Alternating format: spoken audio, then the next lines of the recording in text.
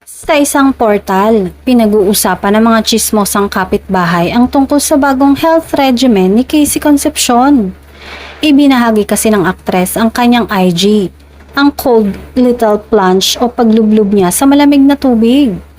Say ng netizens, marami raw health benefits ang nasabing plunge.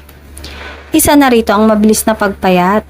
Maganda rin daw itong samahan ng pilates at ashtanga yoga. May nagsuggest pa na gumamit ng tube ice para maging effective.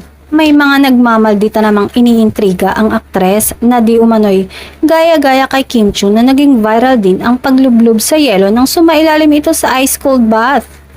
May mga mahadera pang pinagsasabong sina Kim at Casey dahil bet down na muling makipagsabayan muli nito sa pagbabalik showbiz ng anak ni megastar.